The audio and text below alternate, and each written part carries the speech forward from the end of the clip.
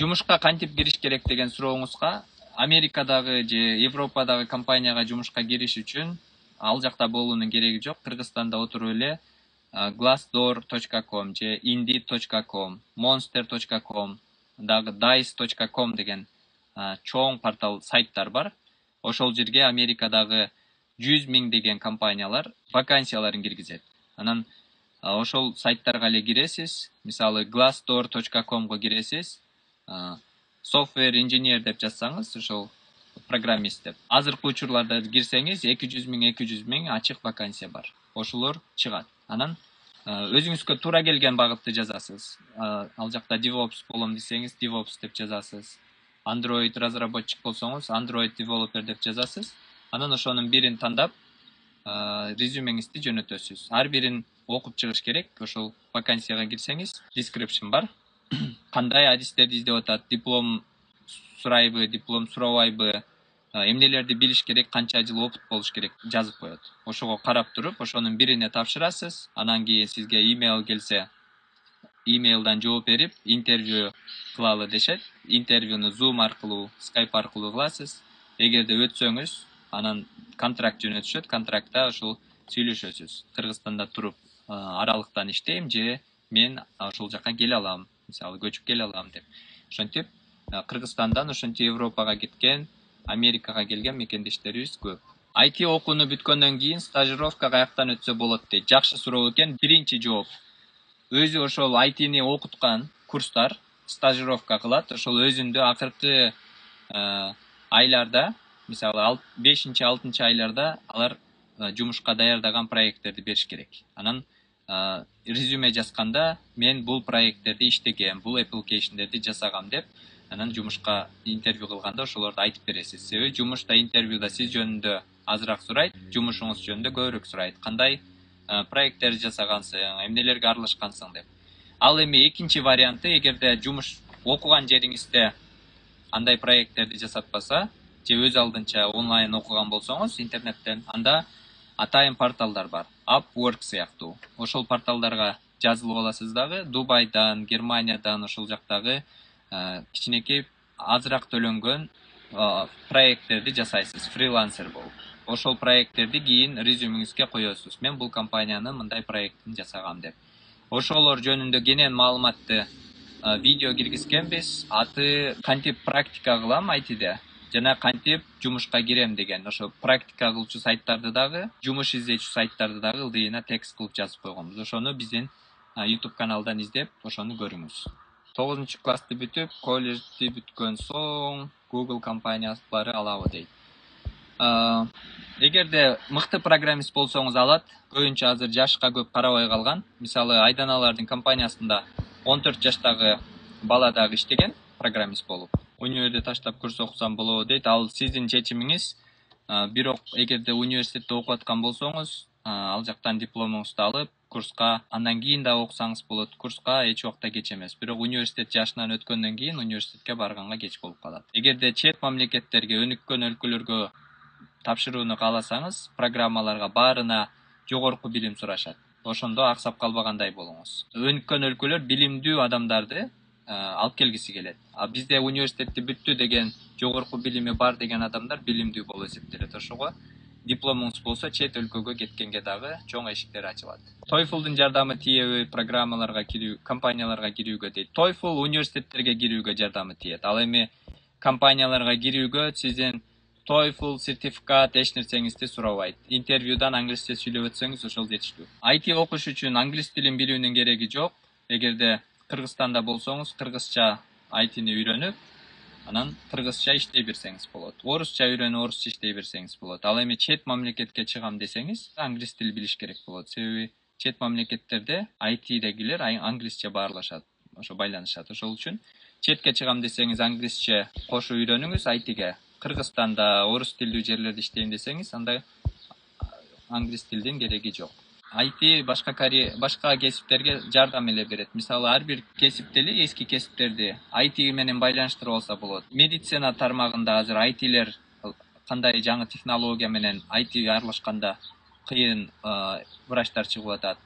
Роботторду операция кылдырып атат. Мисалы, нано технологияларды колдонуп лабораторияларда жаңы таблеткаларды иштеп чыгып атат. Ошонун баары IT менен ушу технология менен медицинаны аралаштырганда. Ал эми журналист болом дегендерге дагы жөнөкөй журналист менен азыркы чоң изилдөөлөрдү, анализтерди, көптөгөн маалыматтарды, даталарды анализ чыгарышып, кыйын мыкты журналист болушуп атат. IT менен байланышкан журналисттер. Архитекторлор дагы кагаз менен эмес, ошол компьютер аркылуу жасашып атат, коддор менен жасашып атат.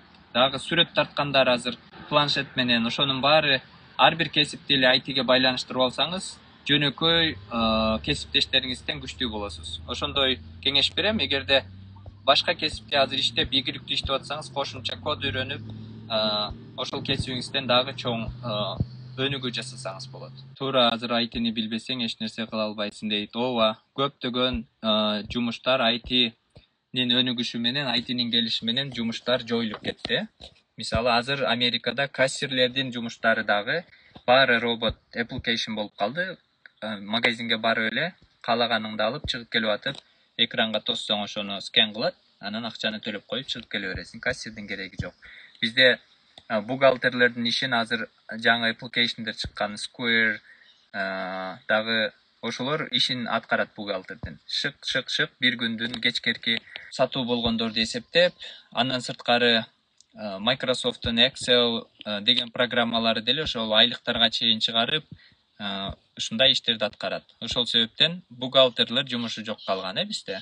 Ошол сыяктуу ар бир индустрияны, машина айдагандар, мисалы, өнүккөн өлкөлөрдө азыр өзү айдалган машиналар, такси, мисалы Америкада Tesla азыр чоң 40 тонналык жанагындай трак деп коет го. КамАЗды өзү айдагандарын тест кылып атат. КамАЗ ошончо 40 тоннаны жүктөп, алып барып жүктөрдү жеткизип турат. Ал түн күн иштей берет. Ошол сыяктуу жумуштар IT башка жумуштардын баарын жок кылып атат. Анан ошол жумушу жок болуп ыйлап отургандардын катарында болбош үчүн IT-ни үйрөнүш керек. Жаңы баштаган окуучуга онлайн окууну сунуштайсызбы дейт. Жаңы баштагандарда ошол дисциплина жагынан кыйыныраак болот. Экинчи, интерактивдүү болгон жакшы да. Инструктор болсо, агайдан көбүрөөк сурап, группалаштардан сурап, түшүнбөгөн жерлерде үйрөнгөнгө жакшы. Ал эми дисциплина күчтүү болсо, онлайн эле акысыз окуй берсеңиз болот. Азыр YouTube'да же интернетте толтура акысыз курстар бар. Биринчи баштап аткан болсоңуз, IT жөнүндө түшүнүк жок болсо, анда фронт-энд программист болгонго аракет кылыңыз. Фронт-энд ушул JavaScript окуп, жеңилирээк жумушка кирсеңиз болот. Андан кийин акырын бэкэндке өтүп, андан кийин full stack developer болуп кетсеңиз болот. IT окуган реалдуубу, мен да окуй аламбы деп сураган мекендештер, көбүнчө Орусияда жүргөн мекендештерден келет бул суроолор. Болот. Эгерде биз кыла алсак, биз окуп иштеп кеткен болсок, сиз дагы иштеп кете аласыз. Ал үчүн математиканы же англис тилин билүүнүн кереги жок. Эң башкысы каалоо керек. Жашоомду өзгөртөм, ушундай заманбап кесиптин ээси болом деп. Анан курска жазылып, жакшы аракет кылсаңыз, сөзсүз ийгилик жаратып кетесиз. 10-класстын дагы кыздары үчүн Америкада кайсыл окуу жайларды сунуштайсыз дейт.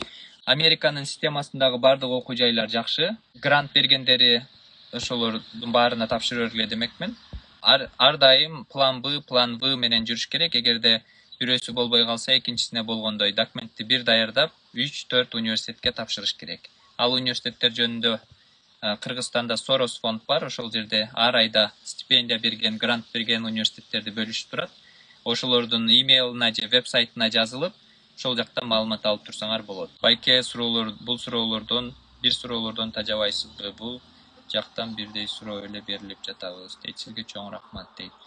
Ооба, жаңы киргендер бар. Биздин максат өзү ошол. Биз айдан экөөбүз блогту баштаганда биз элден акча кылалы же өзүбүздүн бир бизнесибизди силерге саталы деп баштаган эмеспиз. Биз өзүбүз экөөбүз тең IT-де окуп, IT-де иштеп, жашообузду жакшы жакка өзгөртүп, жашоодон рахат алып баштаганда биз элибиз менен, жаштар менен бөлүшөлү деп блогту баштаганбыз.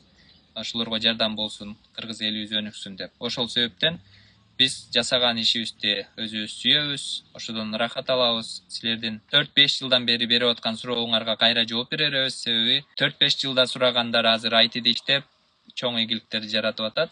Ал эми жаңы деңгээлге өтүп баштаганда биз ошол технический суроолорго жооп бергенге даярбыз. Өзүңөргө пайдалуу деп тапкан маалыматтарды сөзсүз достор менен бөлүшүп, ошолорго жеткизип койгула. Азыр Instagram колдонгондор Instagramдан бизди белгилебесеңер деле өзүңөрдүн досторуңарга ошол видеолорду бөлүшүп турсаңыз сооп иш жасаган болосуз деп ойлойм. Жакшы нерсени бөлүшүп, бири-бирибизди өстүргөн эң жакшы. Жакшы жашоону өнүккөн Кыргызстанды бири-бирине кайрымдуу, бири-бирине жардам берген чөйрөнү ушинтип бири-бирибизге жардам берүүдөн баштап түзөбүз. Ошол үчүн кантип мага жардам берет деп күтпөш керек. Ар дайым Кудайдан дагы тиленгенде, мен ушундай ийгиликтүү болоюн, ушундай чоң ийгиликтерди жаратайын, анан элиме, жаштарга жардам берейин деп тилеш керек.